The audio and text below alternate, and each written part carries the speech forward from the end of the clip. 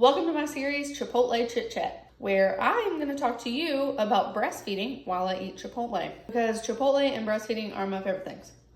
Today, we're going to be talking about pumping. Why is there so much misinformation about flange sizes? And when I'm talking about flange sizes, I'm referring to the little piece that goes over your breast and your nipple that pumps the milk out. What comes with your pump is a 24, 27, 28, there's too many green leaves in this, size flange. They are normally way too big. So for reference, I've measured like two 24 millimeter nipples in my entire career, and I've been doing this for a while.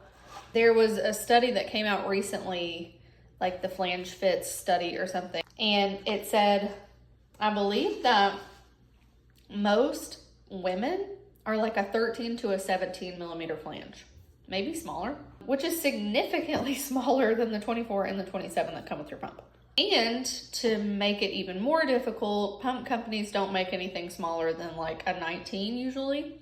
So you have to buy like aftermarket products to put on your pump to make it fit correctly.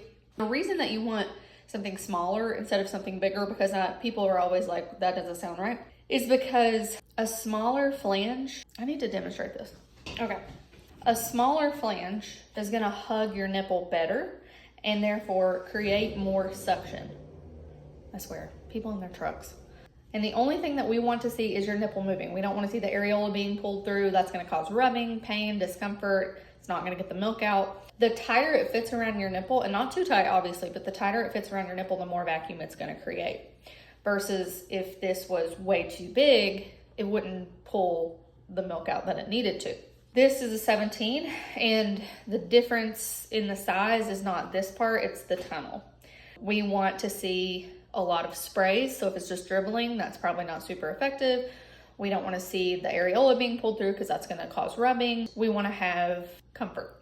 It should feel like nothing, maybe a little bit of a pull, but definitely should not be painful.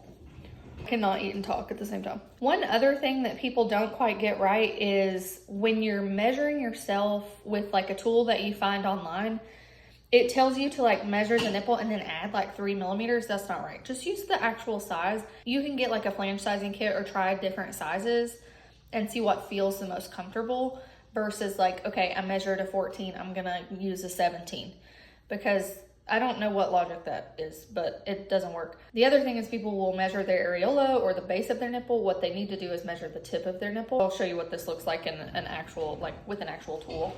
All right. What most people will do is slide the measuring tool all the way back to the base of the nipple, and we need to actually just measure the tip.